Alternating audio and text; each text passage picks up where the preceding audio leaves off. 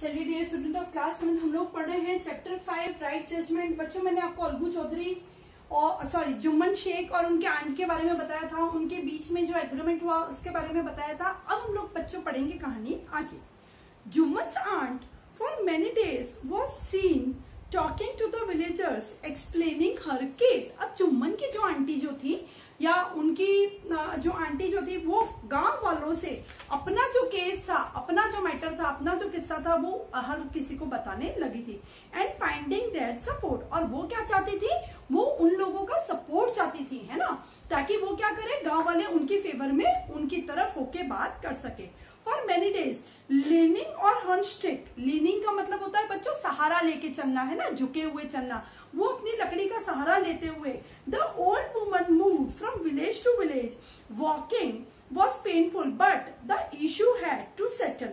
वो अपनी लकड़ी का सहारा लेके अलग अलग गांव से गांव वो घूम रही थी, और हालांकि उनके लिए उस लकड़ी का सहारा लेके इस तरीके से चलना बड़ा कष्टदायक था। पेनफुल का मतलब होता है बच्चों दर्द देने वाला, कष्टदायक था, लेकिन उनको इस सारे इशू को, इस सारे मामले को सेटल करना था, इस सारे मामले को निपटाना था।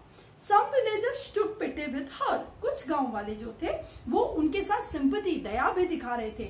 Others mocked at her and few others advised her to make it up with her nephew and his wife. कुछ लोग जो थे उनकी हंसी भी उड़ा रहे थे बच्चों। mocked up का मतलब होता है उनके ऊपर उनका मजाक उड़ाना, उनकी हंसी उड़ाना। कुछ जो लोग थे वो उनकी हंसी उड़ा रहे थे, और कुछ लोगों ने ये भी एडवाइस दी कि उन्हें अपने भतीजे के साथ, नेफ्यू यानी भतीजा, और उसकी धर्मपत्नी के साथ इस सारे मामले को निपटाना चाहिए। Lastly the old woman came to Algu Chaudhary and explain to him. आखिर में ये जो बूढ़ी आंटी जो थी, बूढ़ी महिला जो थी, ये अलगू चौधरी के पास आई। बच्चों अलगू चौधरी कौन थे?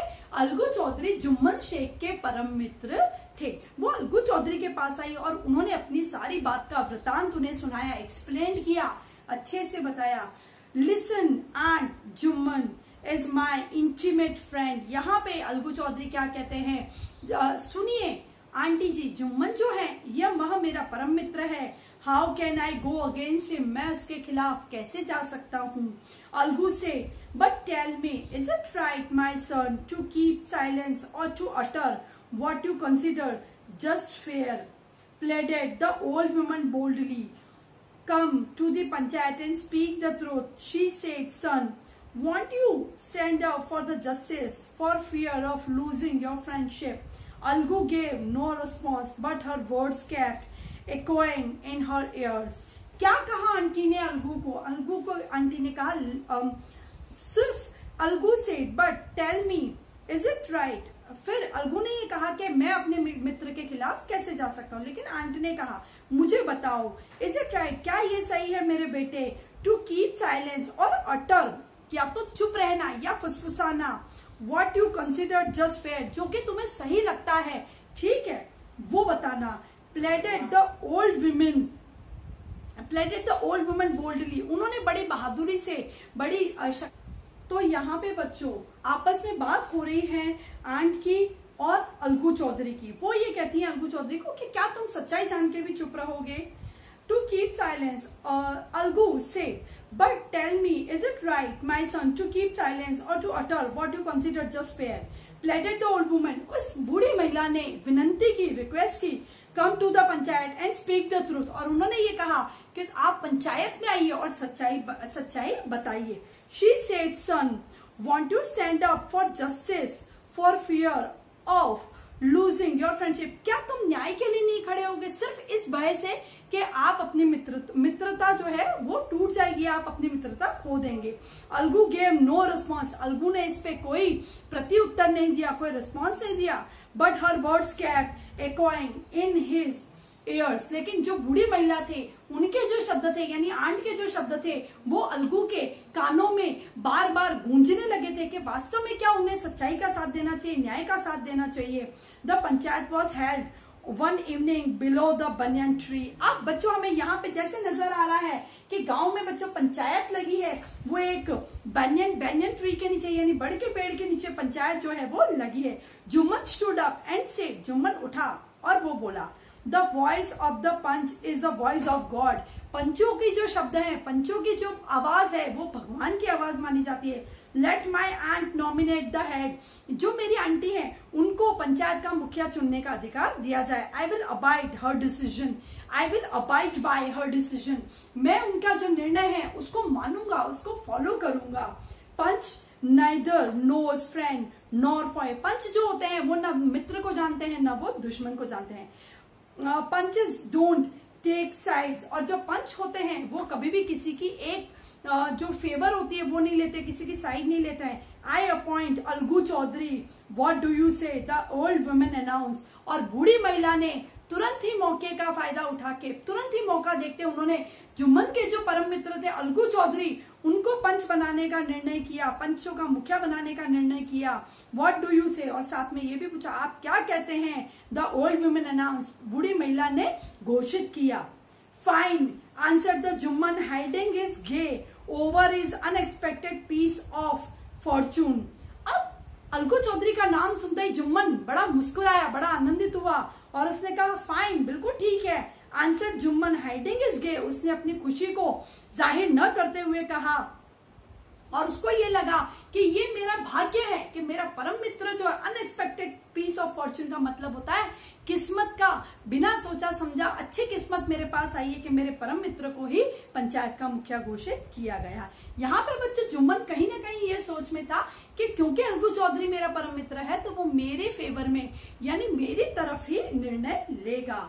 Aunt you are familiar with our friendship says Algu, Algu ने क्या कहा, आंटी जी आप जानते हैं कि हम दोनों, आप भली भांति जानती हैं हमारी मित्रता को भली भांति जानती हैं। I know that replied the woman, लेकिन वुमन ने कहा, बूढ़ी महिला ने कहा मैं ये जानती हूँ, but I also know that you will not kill your consciousness for the sake of friendship, लेकिन बूढ़ी महिला ने साथ साथ ये भी कहा लेकिन मैं ये भी जानती हूँ आप जो आपका जो स्व विवेक है, कॉन्शियसनेस का मतलब होता है बच्चों जो सजाग होना है ना, कॉन्शियस में होना, जागृत होना, तुम्हारी जागृतनेस है, तुम्हारा जो कॉन्शियस है वो केवल मित्रता के लिए खो नहीं दोगे। God dwells in the heart of panch, परमात्मा प्रभु रहते हैं पंचों के हृदय में। I am a helpless widow, मैं एक हेल्पलेस विडो हूं, मैं एक ऐसी वृद्ध बूढ़ी विधवा हूं जिसको मदद की जरूरत है। I can't go to court, मैं अदालत नहीं जा सकती। I shall accept whatever you decide, आप जो भी निर्णय देंगे, जो भी तय करेंगे उसको मैं मान लूंगी। If I am at fault punish me, यदि मैं गलती में हूं तो आप मुझे सजा दें। पनिश मी का मतलब होता है मुझे सजा दें। If Jumman is wrong admonish him, यदि जुम्मन गलत है तो आप उसे भी एडमोनिश करें। Algu Chaudhary was designated the sarpanch, head sarpanch. Algu Chaudhary जो थे, डेजिग्नेटेड का मतलब होता है बच्चों नियुक्त किए जाना, डेजिग्नेटेड का मतलब होता है किसी को नियुक्त करना, जैसे आपकी क्लास में मॉनिटर नियुक्त किए जाते हैं, है ना, इसी तरीके से अलगू चौधरी को यहाँ पे जो पंचों का जो मुखिया है वो नियुक्त किया गया। नाउ बच्चों इस पैराग्राफ में हमने कुछ शब्द पढ़े थे, अब हम उन शब्दों को समझेंगे। टुक पिटी, टुक पिटी का मतलब होता है सिंपैथाइज, सिंपैथाइज का मतलब होता है दया रखना, दया भाव दिखाना, है ना बच्चों। इंटीमेट, इंटीमेट का मतलब होता है क्लोज। ये इंटीमेट वर्ड कहाँ पढ़ा था बच्चों हमने, यहाँ पे जुम्मन अलगू चौधरी जो है वो बूढ़ी आंट को कहता है कि मैं और जुम्मन जो है हम लोग इंटीमेट फ्रेंड्स हैं, हम लोग क्लोज फ्रेंड्स हैं, ना बच्चों, आपके भी क्लोज फ्रेंड होते हैं, बेस्ट फ्रेंड होते हैं वो।